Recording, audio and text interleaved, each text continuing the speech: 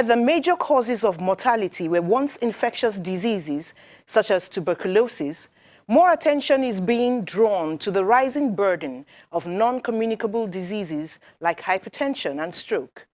Strokes, also known as cerebrovascular accidents, are the second leading cause of death and the third leading cause of disability in the world. Stroke can be defined as the sudden death of some brain cells due to lack of oxygen when blood flow to the brain is interrupted by blockage or rupture of an artery leading to the brain. Welcome to Big Story. I am Mary Alale Yusuf.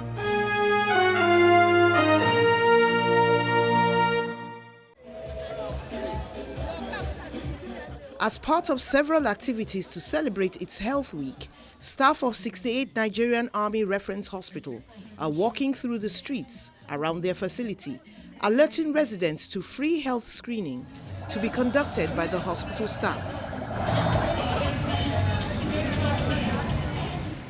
They also want to give the armed forces a human face. It is in fulfillment of the Chief of Army Staff vision, which is to have a professionally responsive Nigerian Army in the discharge of its constitutional role. So providing health care to the less privileged in the community, apart from members of the armed forces, is part of the vision of the Chief of Army Staff. And this will help also go a long way in fostering the relationship between civil and the military. A line of expectant residents quickly forms. Doctors, nurses, and other health employees examine them to determine several health indices. And there's medication to be dispensed free of charge to those who may need it. Teeth and eyes get tested, and happy residents make off with their prescriptions.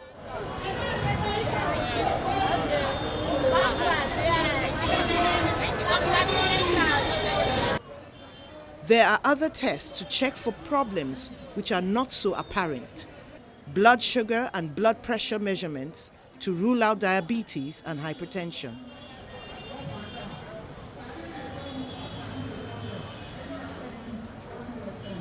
The complications of hypertension are far-reaching. If it is well regulated, some people they've lived with the disease for years, some 35 to 40 years, up to 40 years. If you take your drugs and do whatever the health professionals, especially the doctor, ask you to do, you won't have any problem. But if you feel that you are okay, and without the advice of a doctor or from a doctor, and you decided to stop on your own, it can come back again. And if it comes back again, it's more deadly. Why the brain? Because the more the vessels are moving away from the heart, the smaller they are becoming. As they are branching out, they are becoming smaller. Now, something that dislodged from the heart that may not cause any problem, or let's say the aorta that may not cause problem, as it's moving up and get a smaller vessel, it blocks it and causes a stroke. Some don't even get to discover their escalating blood pressure before disaster strikes.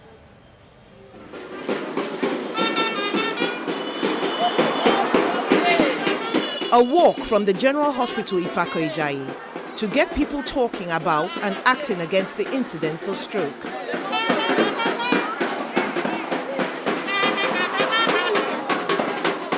This is one thing uniting doctors and health personnel all over Lagos. People in the locality are treated to lectures on stroke in the local dialect and free screening to check for risk factors that could point to a need for lifestyle change. Stroke survivors are not left out. The major risk factors, one, hypertension, and then the other risk factors that are modifiable, high cholesterol level and obesity. Health education includes an acronym, Be Fast, just so relatives can recognize an attack in a loved one. People should notice if balance is off, eyesight compromised, face drooping to one side, inability to keep the arms raised, and slurring of speech. First 72 hours, in fact the first 24 hours, if you can get the person to hospital, there's a better chance for survival. Kasali Mudashiru is a 4-year stroke survivor. A retired civil engineer, he takes advantage of the nearby general hospital to keep abreast of his numbers. I wanted to fall down. I was shouting, I want to fall down, I want to fall down. People are surrounding me. One of the landlord's son in the street, he has to rush me to general hospital. Rushing to the general hospital for Kwajaye, I cannot even move. I cannot even take my 2 legs to move again. He says his faith and determination helped him ditch the wheelchair he was confined to. He does not have full use of his limbs, but his blood pressure and weight are under control. I walk towards down of my street, walk up and sit down. I have a machine at home. I have the one they are using as a bicycle. I have the one they are putting on the floor. You put your leg on top of it, you'll be raising it up one by one. Studies say 15 million people suffer stroke worldwide each year. Stroke is caused by a sudden interruption in blood supply to the brain, which deprives that section of brain tissue of oxygen. Experts say if precautions to control risk factors such as hypertension, abdominal obesity, and alcohol consumption are taken, stroke may be prevented. It's been 4 years since Mr. Saturday Inemola had a stroke. He was about his normal business when he started having headaches. I called my wife on 3 different occasions, What? I cannot speak but was unable again. to speak. 3 times. My family did My not understand daughter what was going on with me. What with me? My I could not daughter speak or raise my right arm. Say, what is your daddy? They talk I was now. having difficulty understanding people's no, questions. Yeah, we did the talk again.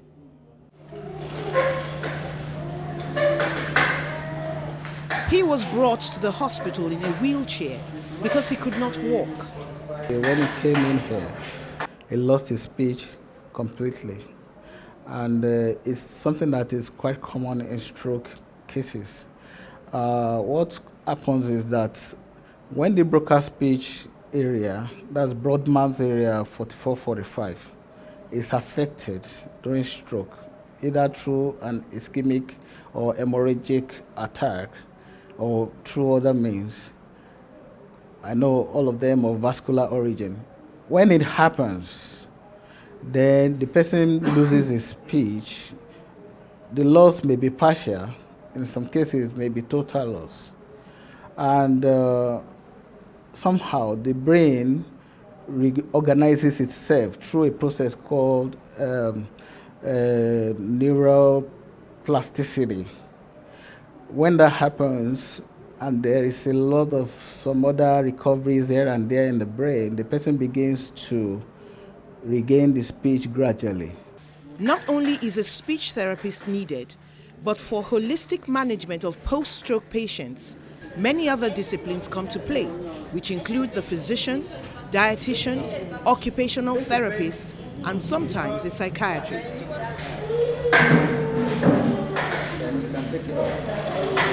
It has been a gradual recovery for Mr. Inemola, but through a series of specific exercises and treatments, he is seeing steady progress. So if the weight is too much, we can reduce the weight to the problem.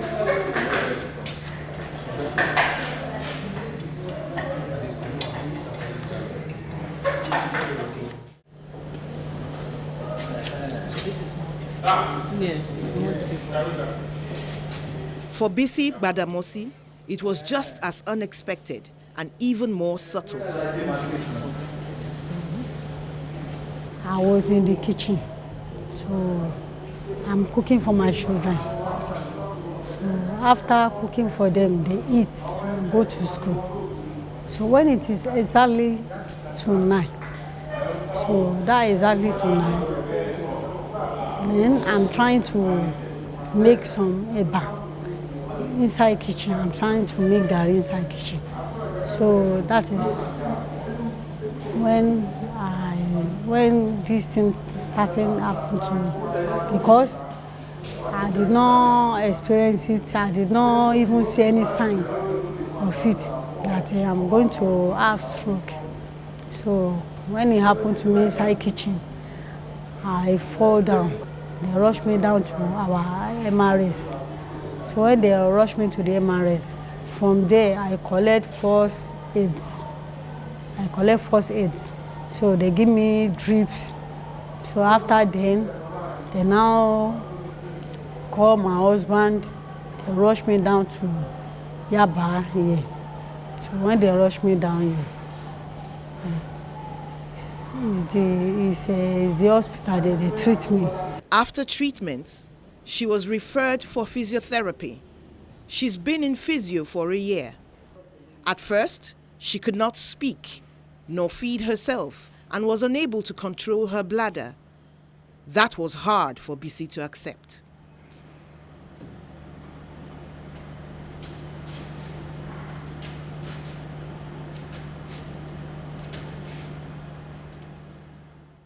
When this situation of stroke happened, I cannot. So by then I was thinking, overthinking, and thinking upon thinking. So I was getting old. So it's when I came to this place, so it's one of their doctor here that called me that said, what is happening to me? Bisi's case, Bisi was actually depressed. Stroke, most of our stroke patients comes down with depression because they can't actually do the normal things they used to do before, maybe the kind of work they were doing, or take care of the family as they used to. So as head Bisi said, she couldn't cook, she couldn't do a lot of things she used to do, even her work, she couldn't go on with her normal work. So all those made her very depressed and decided to stay away from physiotherapy.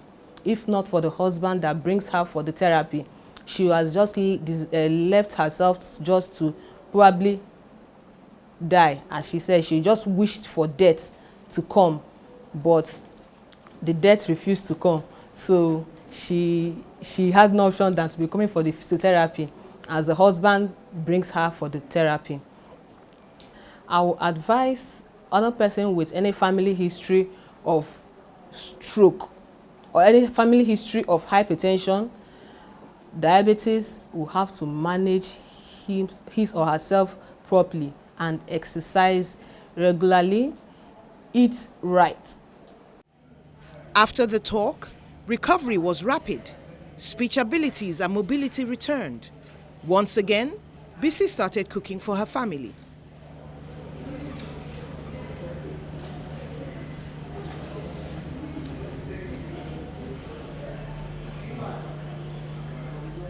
The most rapid recovery by far at the 68th Nigerian Army Reference Hospital has been Asukwo's.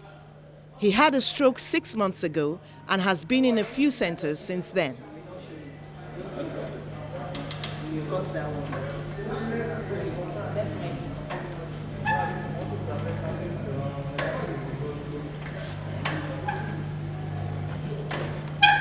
I'll move in the bus stop without you knowing that I'm a stroke patient at all. I'll move along with you. So that has really helped me a lot. I'll give kudos to the CMD of this place because he has really placed a good manpower on ground to help us, for those of us coming here. The severity of his own stroke, the severity in his own case was not as it was for Bisi and that of Saturday. His own severity was, his own case was minor compared to the other two. That was one of the factors. Secondly, he got medical attention as at when due. Recovery when it comes to stroke management depends largely on three things. Number one, the severity of the assault itself to the brain. The second one is the age of the affected individual. And the third one is the type of quality of medical care the individual gets. Globally, 5 million of the 15 million people struck by stroke do not make it. Another 5 million are permanently disabled. Experts say these numbers can be reduced because high blood pressure contributes to 12.7 million strokes and hypertension can be managed. At Ms. Boroji Oshindero centers on the island, it's more convenient to have inpatients. I had patients that would, following a stroke, were well medically, but weren't really ready to go home. You know, one, their houses weren't ready. They lived maybe on the 3rd floor or on the 4th floor. Their bathrooms weren't adapted to cater for their new state. And also the family weren't prepared to start taking care of mom and dad. And they needed that short break, you know, to just say, okay, look, let mommy be taken care of while we get all these things together. There's that aspect. And then there's also the fact that when you are recovering from a stroke, the intervention very early on is very important. Being able to access the care day in, day out, so that we keep training you. And that's sometimes difficult if you live far away and you don't have a way to get in the car, or even the ease of transport. If you've had a very bad stroke and you have a major hemiparesis, imagine trying to get in a car to go for physio every day when they have to lift you and put you in a car. It can be very demoralizing. For her, frequent and regular attention is as important as early intervention. One of the key things that we talk about with stroke recovery is neuroplasticity. And I think it's a very common term now. And that basically just talks about bombarding the nerves with constant stimulation so that you can either create new pathways or, you know, stimulate existing pathways that have been injured. And all that is affected by early physiotherapy, okay? And so there's that. And then there's also the fact that you don't want to have, the body accommodates. And so therefore, if you don't start physio early and you have all these functional decline, you tend to adapt to different movement patterns that may not necessarily be good for you. I want to thank you very much today for the wonderful work you have been doing on me. That make me rehabilitated and get better. 73-year-old Professor Olu Odeyemi is a lecturer in microbiology at Obafemi Awolowo University in Osun State, southwest Nigeria. He has been in therapy for 5 months. He lost all functional ability when struck by stroke.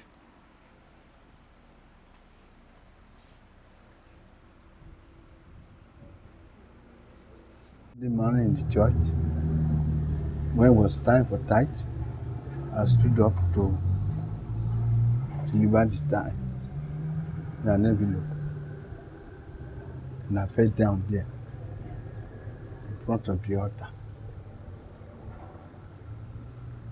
And I thought it was an easy thing, trying to get up. And it turned out to be very, very difficult thing. So I had to be taken to the hospital. So at that time, I'd be taken from one hospital to another, until I got here. He's still wheelchair-bound, but is pleased with his progress. When asked if he ever thinks of giving up, he says, never. There's still so much to do. Besides that, I've trained more than 20,000 students, all who are also doing well all over the world. So I want to see them grow. I want to see what performance they will bring. Though I'm still training students, everywhere I'm here, I'm still training students. And I enjoy my work. So I will never give up before. The professor is a bit too tired for exercises, but we check out some of the equipment that's available, which take patients from very simple to more complex tasks. A pool makes movement easier. So because they have weakness on their legs, you're training them on their strength. So you now add weight, and then the more, the stronger they are, the more weight you put, so that you're actually strengthening the muscles. You're putting more activity to the muscles. So how long are you able to do this at a time? 10 minutes each session. Jide George had a stroke at the age of 50. He's now 52 and quite independent. Looking at him, it's hard to imagine that the stroke left him totally dependent. He couldn't even roll from one side to the other, and his limbs had shrunk. There's something different about Jide's brush with the disabling condition, though. He was not hypertensive, but had a blood clotting abnormality, which shut oxygen off from his brain. Mirrors are very important to the patient. They help him assess and correct gait and posture. By looking at the activity of his unaffected hand in the mirror, while hiding the affected one in the pyramid that the mirrors form, Jide's brain thinks his affected hand is performing the motions, making it easier for it to actually perform normal hand movements. That's because, through a phenomenon called lateral inversion, the right hand looks like the left in a mirror and vice versa. We have about 35 approaches in managing stroke patients. And when you manage stroke patients, it's like you are driving a manual gear car. The indicators determine the approach you're going to use. It's not a broad spectrum approach for everybody. Post-stroke physiotherapy may help survivors get back into the society, but adjustments must be made to keep them comfortably integrated. It's unfortunate also that we don't really put into consideration the disabled ones and people that are having challenges physically. We don't factor them into our constructions. Like a building that is being patronized by a disabled person or wheelchair-bound person is supposed to have a ramp. If it doesn't have a ramp, it should have a lift. But most of the time, when constructions are being done, we just use the stereotype type of a building, which is the normal staircase and all that. I know we have the normal zebra crossing. In some developed parts of the world, we have roads that are designated roads for the disabled people, wheelchair people, even bicycle riders and all that. Jide's clotting factor disorder is hereditary, which means members of his family may have it. Discovering who does and starting treatment could go a long way in preventing strokes in his family. As a petroleum engineer, he still works. At the end of the session, Jide drives himself off in his car. Physiotherapists talk of the lack of knowledge even among their colleagues in other disciplines. This creates a gap in care. The illiteracy on the part of healthcare providers. That I know what another person does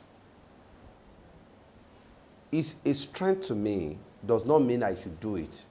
When I know, okay, if a patient needs A, B, C, this is the person that... Now, it's a strength on my part to refer appropriately. Effective prevention strategies for stroke include targeting the key modifiable factors: hypertension, elevated lipids, and diabetes.